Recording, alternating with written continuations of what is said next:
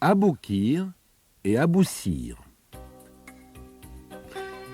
Il y a très longtemps de cela, vivait dans un lointain pays d'Orient un teinturier malin répondant au nom d'Aboukir.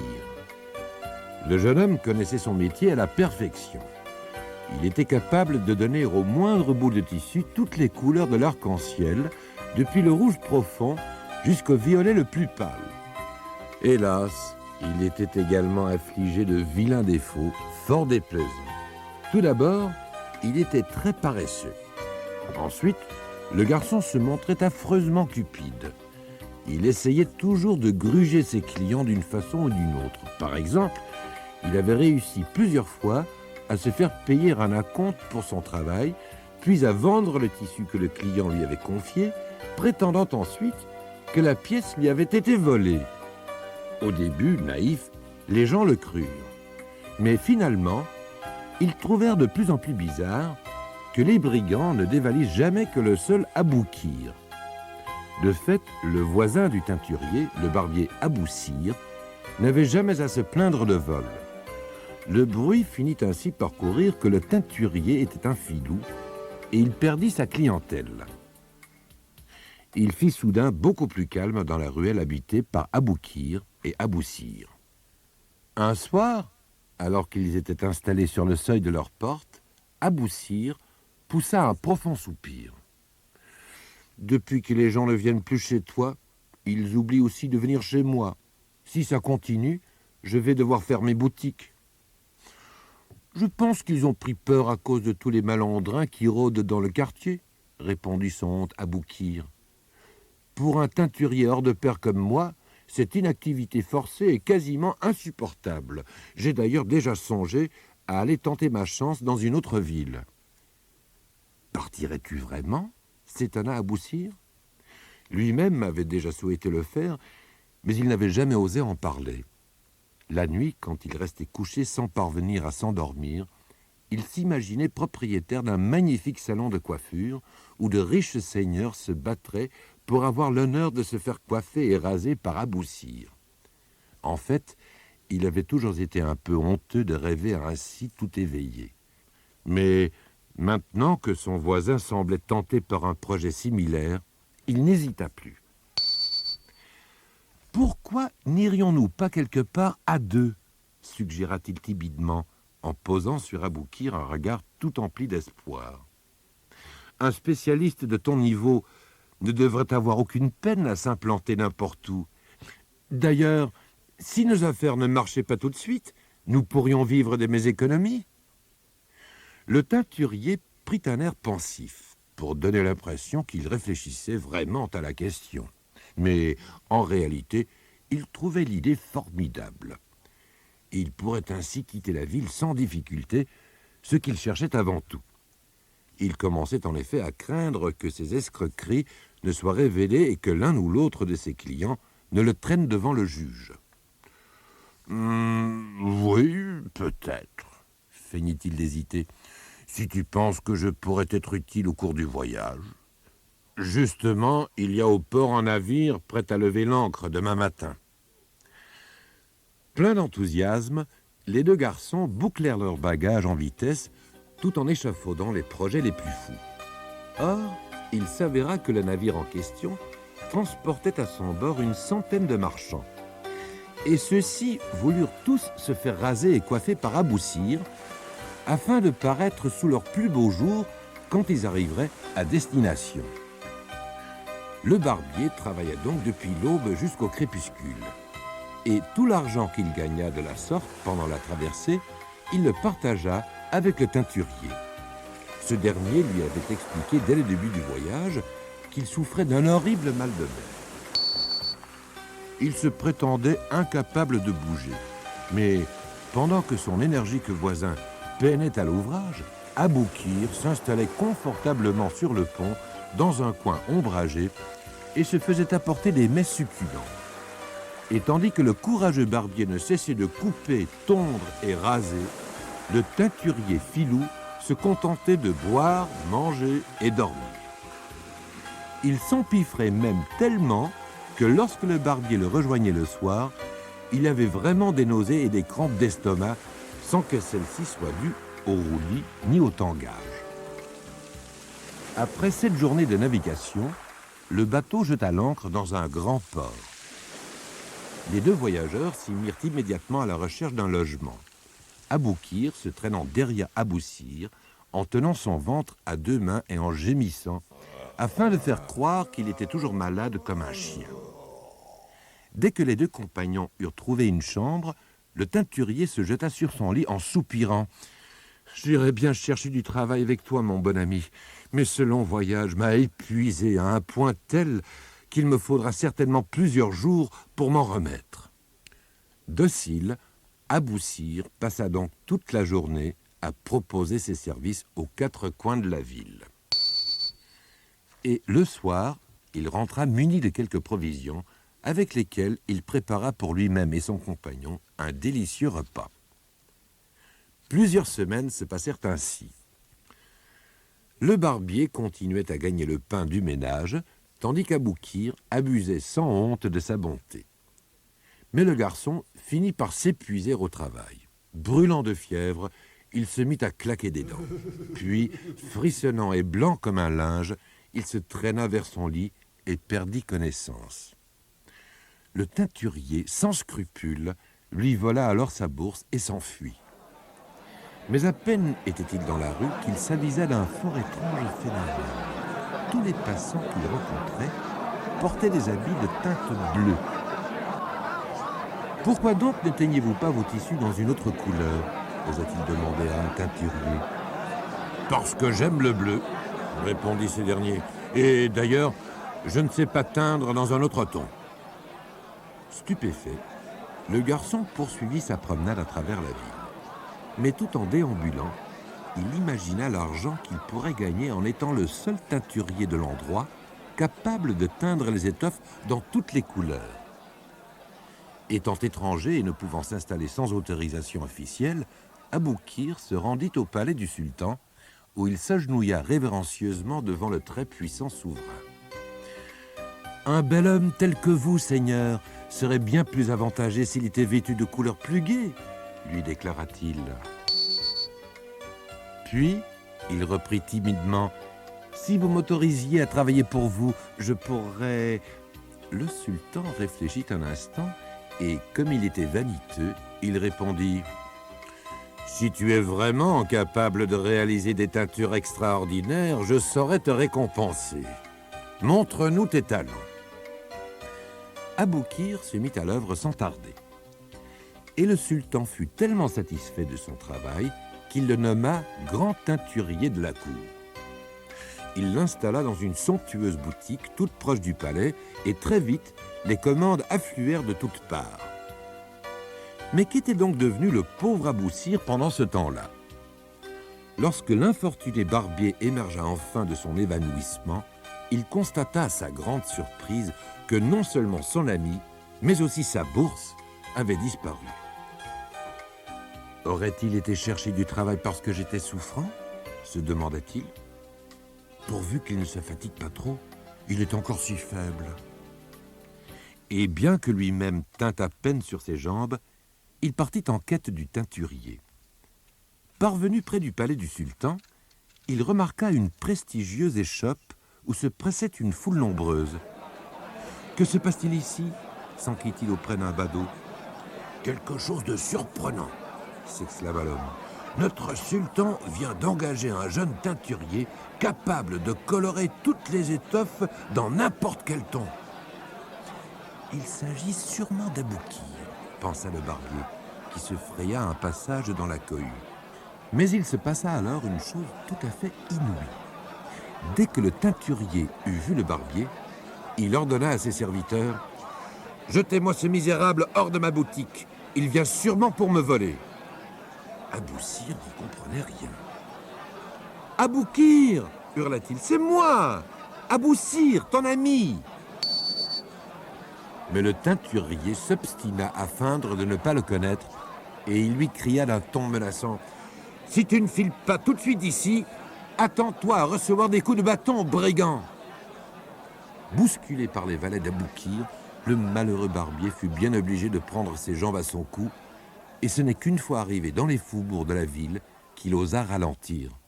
« Je crois qu'un bon bain me ferait le plus grand bien, » se dit-il. Aussitôt, il s'informa auprès d'un passant de l'endroit où se trouvaient les bains publics. Mais l'homme, étonné, ne comprenait absolument pas ce qu'il désirait.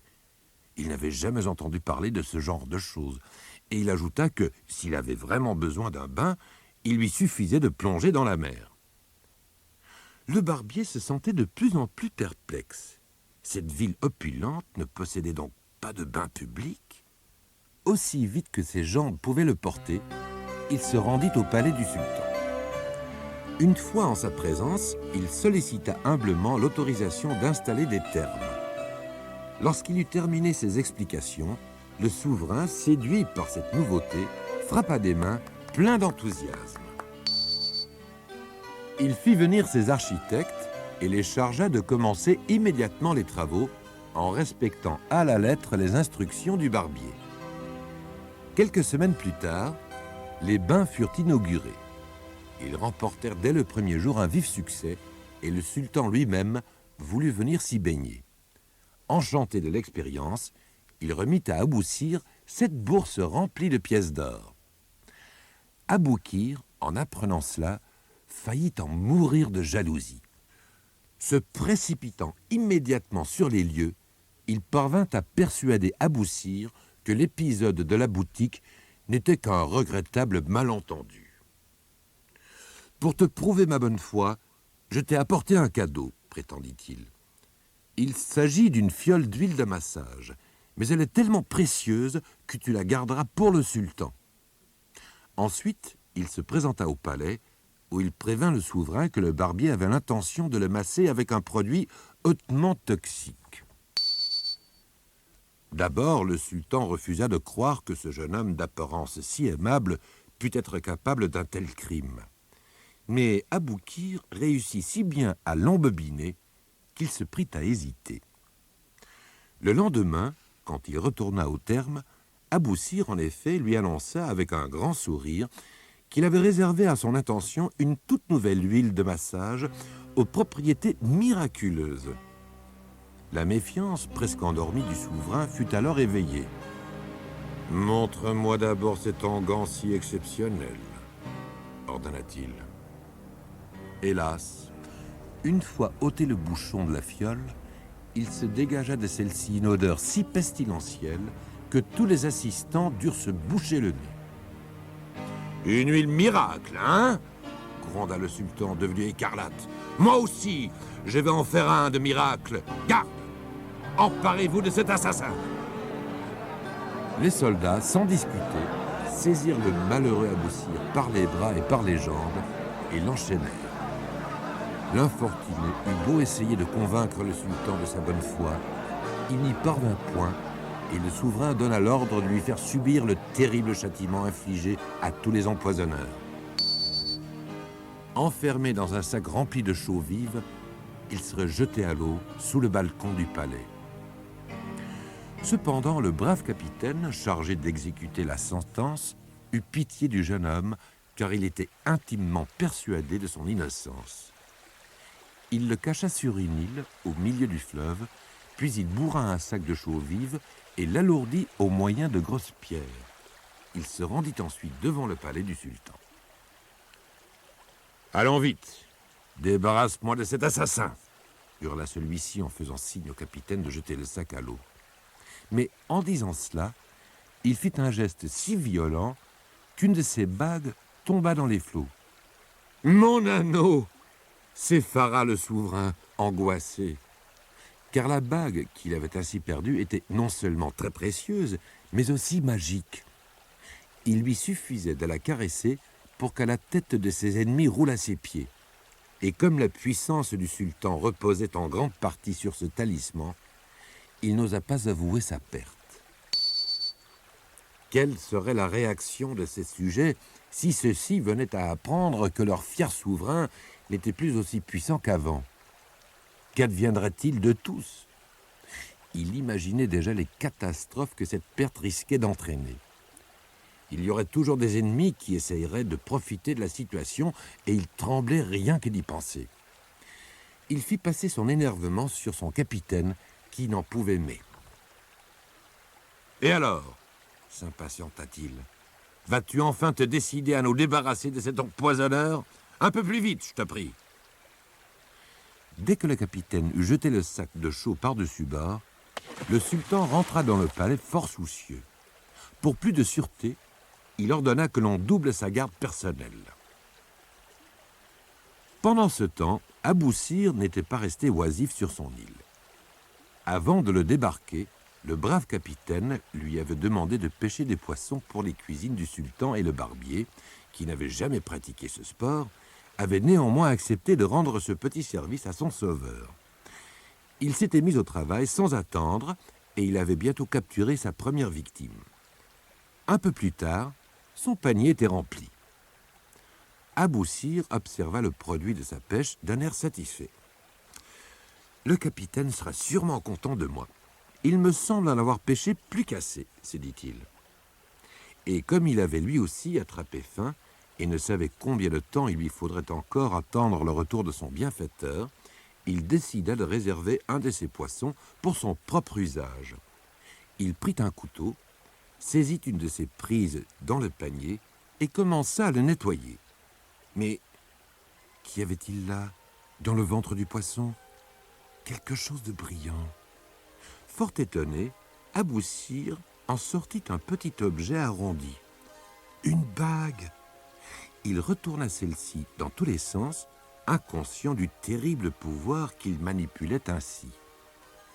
Il était même tellement absorbé par sa découverte qu'il ne s'aperçut pas qu'un bateau venait d'accoster avec à son bord 2 des redoutables serviteurs du cruel sultan. « Hé, jeune homme !» lui lança l'un d'eux d'un ton bourru. « Ne sais-tu pas où se trouve le capitaine ?» L'autre, qui tenait en laisse un vilain roquet tout noir, ajouta d'un air des plus menaçants. « Il nous avait promis qu'un panier de poissons serait prêt pour le cuisinier de la cour. S'il nous a menti, il risque de sérieux ennuis. » Abou Sir, en voyant arriver le bateau, s'était affolé. Le généreux capitaine avait-il rencontré des difficultés? La ruse avait-elle été éventée? Mais il comprit rapidement que les serviteurs venaient seulement pour le poisson. Le jeune barbier poussa alors un soupir de soulagement. Puis il répondit « Le panier est prêt, le capitaine y a bien veillé. Si vous voulez, vous pouvez même l'emporter tout de suite. » Tout en prononçant ces mots, il caressa sans s'en rendre compte la pierre ornant la bague qu'il avait trouvée dans le ventre du poisson. On vit alors se produire un phénomène extraordinaire. La tête du petit chien, qui s'était approché de lui avec curiosité, roula dans l'herbe. Abou Sir, à cette vue, devint blanc comme un linge, tandis que les 2 serviteurs, effarés, demeuraient comme cloués au sol. « La bague! Il a la bague du sultan !» s'exclama enfin l'un d'eux. Et l'autre, tremblant de peur, supplia aussitôt. « S'il vous plaît, arrêtez! Ne frottez plus cette bague, je vous en conjure! Ayez pitié de nous !» Puis, sans demander le reste, les 2 hommes terrorisés tournèrent les talons et disparurent aussi vite qu'ils le purent. « La bague du sultan !» répéta le brave Abou Sir. « Mais alors, me voilà sauvé.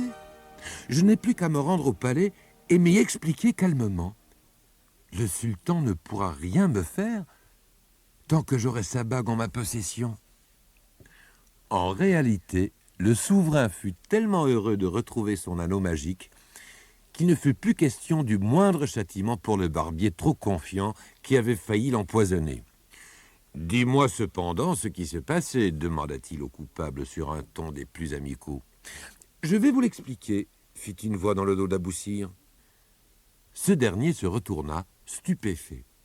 Le capitaine des gardes venait d'entrer dans la pièce. Toujours convaincu de l'innocence du crédule barbier, et non content de l'avoir sauvé par un habile stratagème, il avait décidé de mener une enquête à travers la ville.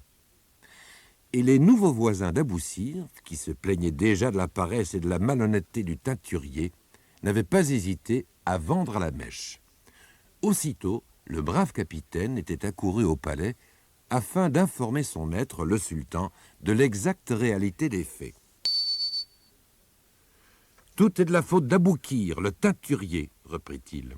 Je viens en effet d'apprendre que c'est lui qui avait remis à Abou-Sir cette fameuse huile de massage destinée à vous empoisonner, Seigneur.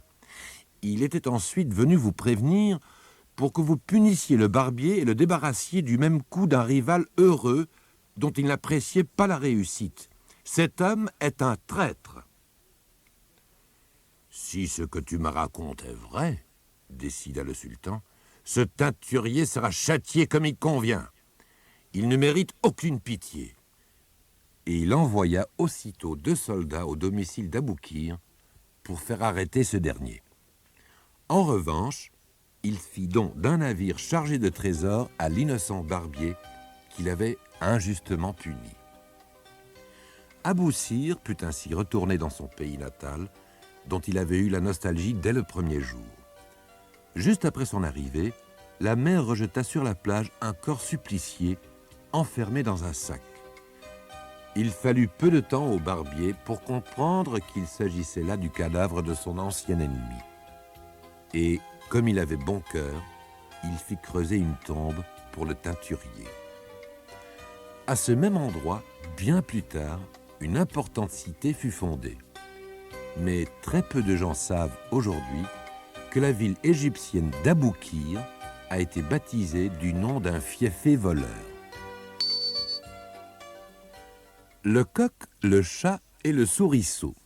« Maman, maman !» criait un jour à sa mère un souriceau tout émotionné. « Devine ce que j'ai vu dans les collines, derrière la maison !»« Je t'avais pourtant bien dit de ne pas t'en aller jouer si loin !»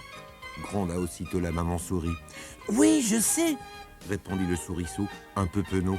« Mais je voulais tellement savoir ce qui se passe dans le vaste monde !»« En fait, je devrais te punir pour ta désobéissance, » reprit la mère. « Mais allons, raconte-moi tout de même ce que tu as découvert. » Le souriceau commença alors un long récit. « Je marchais sur un sentier tranquille qui traversait les collines, » expliqua-t-il, « lorsque brusquement, je vis arriver 2 animaux très étranges.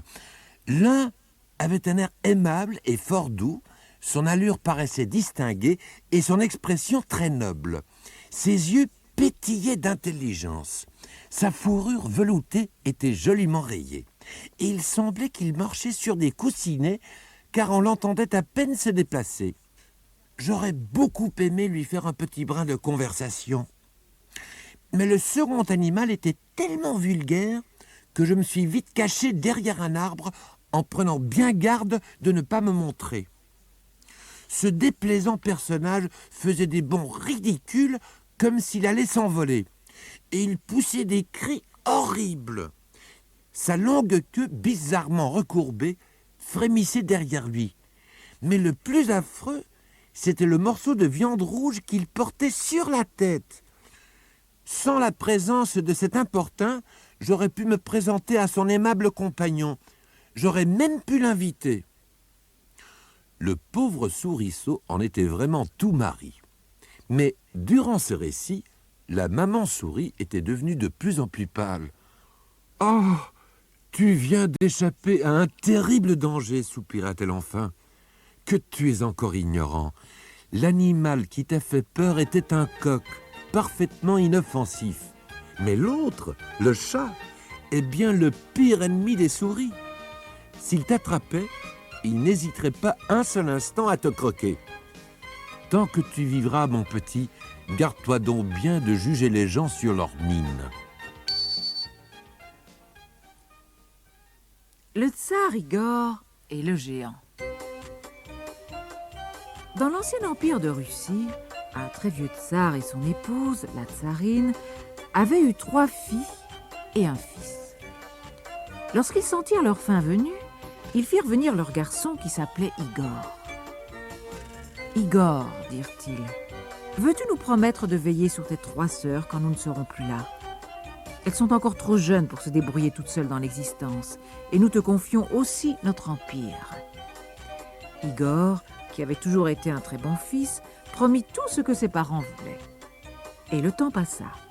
Les 3 petites filles, Maria, Olga et Anna, se transformèrent peu à peu en de belles jeunes filles.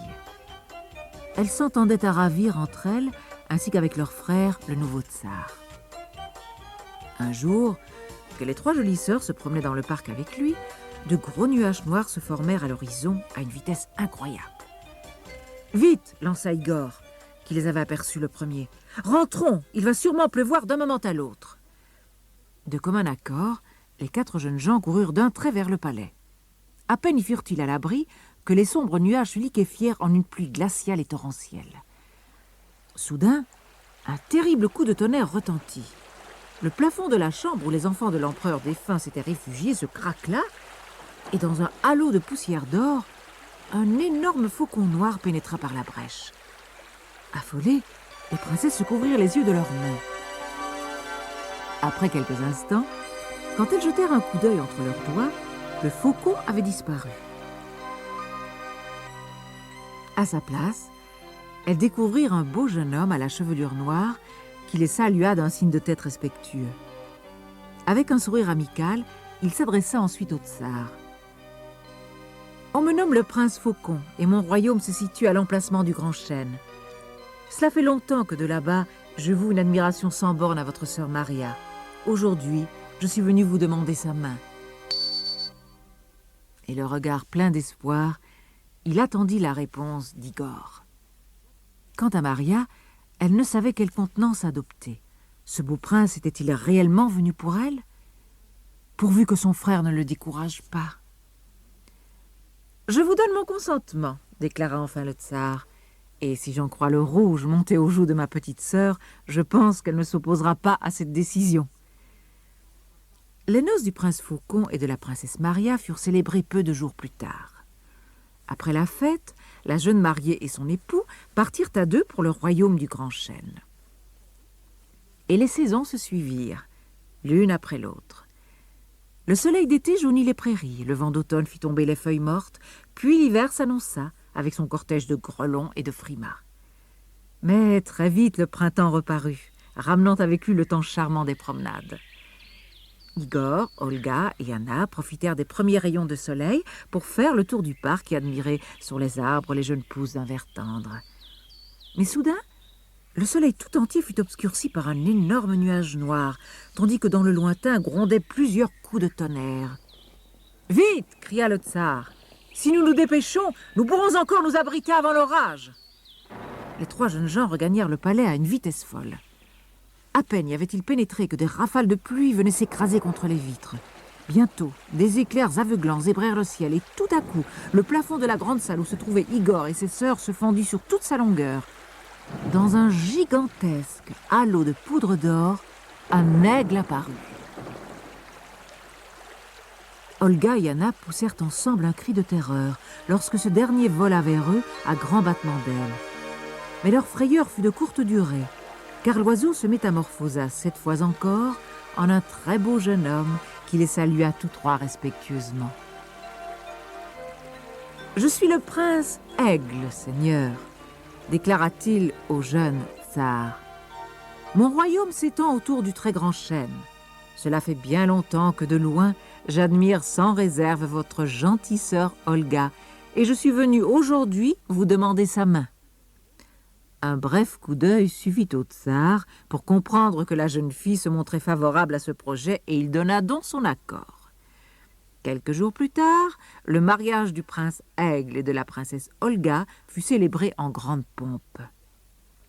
Puis, tandis que les centaines d'invités dansaient encore, les jeunes mariés s'éclipsèrent pour rejoindre le royaume du très grand chêne. Igor et Anna trouvèrent le palais fort vide sans la présence de leurs 2 sœurs. Mais les jours passèrent sans apporter de grands changements. L'été embrasa le ciel et assécha le sol. L'automne gonfla les rivières de violentes averses et l'hiver apporta des tempêtes de neige. Puis, le printemps finit par revenir. Au premier beau jour, Igor et Anna voulurent aller se promener dans le parc du palais, où les bourgeons tout neufs poussaient déjà leur petite tête vers la lumière. Mais ils ne profitèrent pas longtemps du soleil, car à l'horizon, de gros nuages menaçants ne tardèrent pas à s'accumuler, tandis que le ciel s'assombrissait. « Cours, sœurette, cours aussi vite que tu le peux !» s'écria Igor. Les deux jeunes gens eurent à peine le temps de se réfugier dans le grand salon du palais avant que l'orage n'éclate avec une violence inouïe. Brusquement, un formidable roulement ébranla jusqu'aux fondations du bâtiment. Le plafond de la pièce où le tsar et sa sœur s'étaient mis à l'abri s'effondra. « Ah! Au secours !» s'effara Anna en voyant un corbeau d'un noir de jet foncer droit sur elle dans un halo de vapeur d'or. Terrifiée, elle ferma les yeux et n'osa les rouvrir qu'après que le tsar Igor eut posé sur son épaule une main apaisante. Devant elle, elle vit alors un superbe jeune homme qui la salua solennellement avant de s'adresser à son frère qui avait déjà deviné la suite. « Je suis le prince Corbeau, expliqua-t-il d'une voix amicale. Mon royaume s'étend non loin du plus grand chêne. De là, j'ai observé votre gracieuse sœur Anna et je suis venu aujourd'hui vous demander sa main. » Retenant avec peine un clin d'œil malicieux, Igor constata que sa cadette rougissait de bonheur et il accepta donc sans hésiter la proposition du prince. « Vous avez ma bénédiction, déclara-t-il aux deux jeunes gens. Il fallut quelques jours seulement pour organiser des noces fastueuses. Puis, une fois les nouveaux époux partis, le tsar Igor se retrouva seul au palais. Pendant quelques semaines, il s'amusa à chasser ou à monter à cheval. Mais les joyeux bavardages de ses adorables sœurs lui manquaient et très vite, la solitude lui pesa. Lorsque l'été, l'automne puis l'hiver furent passés, il décida d'aller rendre visite aux trois princesses. Traversant un pays voisin, il remarqua soudain des soldats qui avaient installé un campement. Il décida de leur demander son chemin. « Où est votre chef ?» s'enquit-il auprès des gardes qui l'arrêtèrent à l'entrée. « Je souhaiterais le rencontrer. » « Ce sera difficile, Seigneur, répondit l'un d'eux. Notre armée n'est pas dirigée par un chef, mais par une femme. Nous sommes au service de la tsarine Marina. » Le tsar Igor ne pouvait en croire ses oreilles. Cette armée était-elle réellement menée par une femme? Pourrais-je alors être reçu par cette personne? Insista-t-il auprès des gardes. Dites à la tsarine Marina que le tsar Igor voudrait lui parler. Peu de temps après, un officier vint le chercher pour le conduire dans la tente de la jeune souveraine. Quand il découvrit la tsarine, Igor eut véritablement le souffle coupé, car elle était belle comme le jour et tellement différente de la rude matrone qu'il avait imaginée. Il avait devant lui la plus exquise créature qu'il eût jamais rencontrée. « Soyez le bienvenu, noble Igor », le salua la jeune femme. « J'espère que vous êtes venu vers moi en ami. » « Bien sûr !» s'exclama le tsar, qui ne s'était pas encore remis de son émotion. « D'ailleurs, je ne pourrais pas imaginer qu'on se dise votre ennemi. » La tsarine Marina sourit. « Pourtant, soupira-t-elle, ce n'est pas pour rien que je tiens mon armée en état d'alerte. »« Mais la guerre n'est pas une affaire de femmes, protesta le tsar indigné, et sûrement pas de femmes telles que vous. Vous devriez passer votre temps à danser et à rire, et non à batailler et à hurler des ordres. »« Oh, je ne hurle pas, » corrigea très doucement la tsarine, « et je ne fais pas la guerre pour mon plaisir, mais je n'ai pas de frère pour défendre mes territoires. » En disant cela, la jeune femme fixait sur Igor ses tendres yeux bleus, dont le merveilleux regard le troubla jusqu'au fond du cœur. « Je pourrais y remédier, lui proposa-t-il sans même réfléchir. Du moins, si vous me faisiez le plaisir de ne pas refuser mon aide. Et même, ne consentiriez-vous pas à devenir ma femme? »« J'accepte volontiers votre offre, » répondit-elle simplement en tendant vers lui ses deux mains. « Mais je ne puis pas abandonner mon pays. Mes sujets ont besoin de moi. »« Je resterai avec vous, » s'écria le tsar en oubliant ses propres devoirs. Quelques jours plus tard, le camp fut levé. et l'armée regagna le palais de la tsarine Marina où le mariage serait célébré. Igor ne pouvait croire à son bonheur, mais celui-ci, hélas, fut de courte durée. Un matin, son épouse annonça « L'ennemi est à nos frontières. Il faut que j'aille à sa rencontre avec mes soldats. En mon absence, je te confie mon château, mais ne va pas dans la chambre de la tour. Voici les 7 clés qui ferment sa porte. Prends garde de ne jamais l'ouvrir, car cela causerait la fin de mon bonheur. » Le tsar resta donc tout seul. Au fur et à mesure que son oisiveté grandissait, il se posait de plus en plus de questions au sujet de cette pièce mystérieuse. Finalement, il n'y tint plus. Après avoir grimpé l'escalier, il ouvrit une à une les 7 serrures de la lourde porte interdite qui s'entrebâilla en grinçant. Sur le sol de la petite chambre, Igor découvrit un géant aux longs cheveux noirs et à la barbe en bataille. « Enfin, voici mon sauveur, le tsar Igor !» gémit le géant qui était attaché à la paroi par de très lourdes chaînes. « Apporte-moi donc un peu d'eau, je meurs de soif !» ajouta-t-il. La voix du prisonnier était tellement suppliante que le jeune homme n'hésita pas un instant. Par 3 fois, il alla remplir un seau entier à la fontaine, et par 3 fois, le géant vida celui-ci d'un coup. Puis, d'un seul élan, il brisa ses chaînes. « Merci, mon tsar !» ricana-t-il ensuite en se précipitant vers la petite fenêtre de la chambre. « Vous m'avez délivré juste à temps !» Igor, pétrifié, comprit trop tard ce que le prisonnier entendait par là. Tel un oiseau titanesque, le géant plana dans la direction du sol, où il atterrit au moment même où l'armée de la tsarine Marina s'engageait sur le pont-levis. À la vitesse de l'éclair, le monstre s'empara alors de la souveraine avant de disparaître dans le lointain. Frappé d'effroi, le tsar se montrait incapable de la moindre réaction. Enfin, il se ressaisit, sella sa monture et fonça éperdument dans la direction où il avait aperçu sa femme pour la toute dernière fois. Durant 3 jours et 2 nuits, il galopa sans relâche, ne songeant point à boire ni à manger. Il ne voulut même pas dormir. À la fin du 3e jour, il s'arrêta devant un grand chêne. Épuisé, il décida de se reposer au pied de l'arbre. Mais à peine était-il descendu de son cheval qu'un faucon sortit du feuillage dans un grand battement d'ailes. Une fois sur le sol, l'oiseau prit forme humaine. Igor avait devant les yeux le prince Faucon, son beau-frère. Le plaisir de ces retrouvailles fut cependant quelque peu gâché par la disparition de l'épouse du tsar. « Pour l'instant, je ne puis t'aider », s'excusa le prince Faucon après avoir entendu de la bouche d'Igor le compte-rendu des événements. « Mais donne-moi la petite cuillère en argent que tu portes sur toi. Si elle se met à noircir, je saurai que tu es en danger et à ce moment, je pourrai intervenir. » Igor lui remit l'objet en question, puis il lui fit ses adieux et repartit s'entraîner.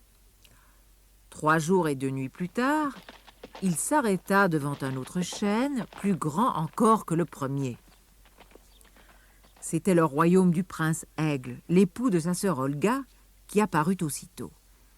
« Il n'est point en mon pouvoir de t'aider immédiatement, » lui déclara-t-il. « Mais donne-moi ta fourchette en argent. Si elle noircit, je saurai que tu es en danger et j'essaierai de venir te prêter main forte. » Igor, confiant, fit ce que son beau-frère lui conseillait. Puis il sauta sur son cheval et poursuivit sa route. 3 jours et 2 nuits plus tard, il arrêta sa monture devant le chêne le plus grand qu'il eût jamais vu de sa vie. Il y trouva avec plaisir le prince Corbeau, auquel il remit sa précieuse tabatière en argent. Puis, il voyagea 3 jours encore, avant de faire halte devant un énorme château. Le pont-levis en était abaissé et toutes les portes étaient grandes ouvertes.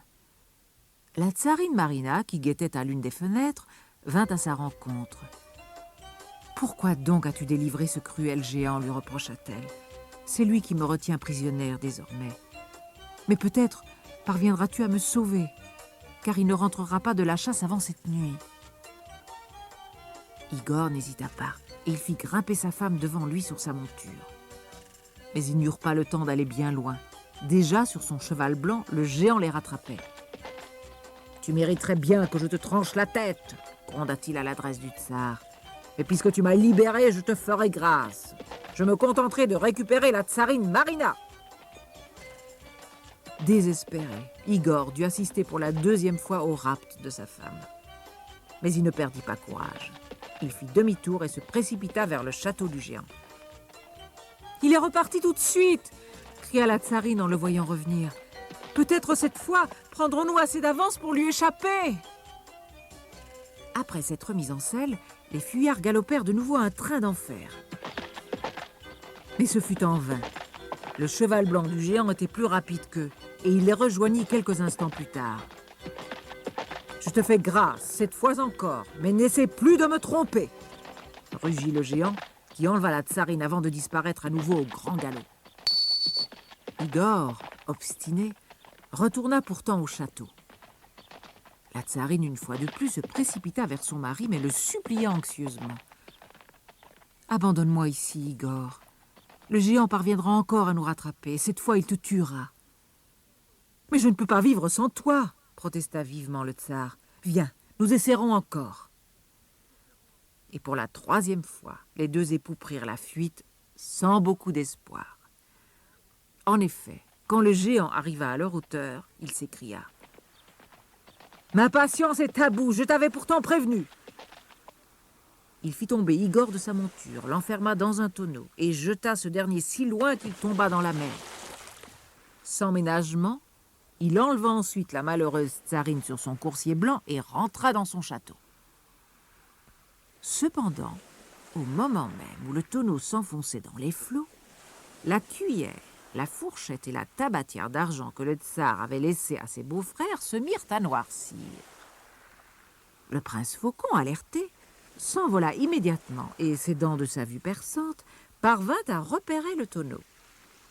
Grâce à ses serres puissantes, ce fut un jeu pour le prince Aigle de porter ce dernier sur la plage. Enfin, le bec acéré du corbeau servit à en ouvrir le couvercle. « Où est mon épouse Marina ?» s'inquiéta le tsar Igor en se dégageant de sa prison. « Tu ferais mieux de l'oublier, » lui conseillèrent ses beaux-frères, « car le monstre qui la garde est plus rapide et plus fort que toi. »« Mais pas plus malin !» lança Igor, qui reprit d'un pas décidé le chemin du château. Pâle comme une morte et les joues inondées de larmes, la tsarine semblait figée pour l'éternité devant sa fenêtre. Quand elle vit approcher son mari, elle pensa qu'elle rêvait. « Igor, est-ce vraiment toi ?» cria-t-elle. « Comment es-tu parvenu à sortir de ce tonneau ?»« Je t'expliquerai cela plus tard, » trancha Igor. « Il n'y a pas de temps à perdre, je vais me cacher ici. Quand le géant reviendra, ne lui parle pas de moi. Mais tâche de savoir d'où il tient son fameux cheval blanc. » Marina promit d'essayer. Dès que son geôlier fut de retour, la tsarine l'interrogea. « D'où vient ton merveilleux cheval ?»« Ha ha ha, du bout du monde !» répondit le géant dans un terrible éclat de rire. Plus loin que l'empire des démons, de l'autre côté de la rivière de feu, une magicienne me l'a offert en échange d'un service rendu. « Mais comment es-tu arrivé à traverser la rivière de feu ?» s'étonna Marina d'un air candide. « Oh, ce n'est pas difficile !» se vanta le géant. « Il me suffit de faire tourner mon mouchoir 3 fois vers la droite pour voir surgir un pont de cristal. » La tsarine Marina en savait assez. Et lorsque cette nuit-là, le géant fut enfin profondément endormi, elle s'empara prudemment du mouchoir qu'il gardait dans sa poche. Puis, sur la pointe des pieds, elle monta dans la petite chambre de la tour où Igor s'était caché. Là, elle lui expliqua tout. Et après lui avoir fait ses adieux, le tsar partit sans attendre. Il courut pendant des heures et des heures sans s'octroyer un instant de répit. Mais quand il approcha du bout du monde, la faim le tenaillait si cruellement qu'il fut obligé de s'arrêter un moment pour chasser. Il avait remarqué sur une branche un oiseau et son oisillon. Mais il entendit une voix supplier. « Je t'en prie, Tsar Igor, épargne mon petit. Nous te le rendrons un jour. » Le jeune homme apitoyé décida de chercher une autre victime. Un peu plus loin, il vit une lionne couchée sur le sable avec ses lionceaux. Affamé, il fonça vers eux. Mais la lionne implora. « Je t'en supplie, Tsar Igor, ne tue pas mes enfants. Nous pourrons t'aider un jour. » Notre histoire continue sur la seconde face de cette cassette.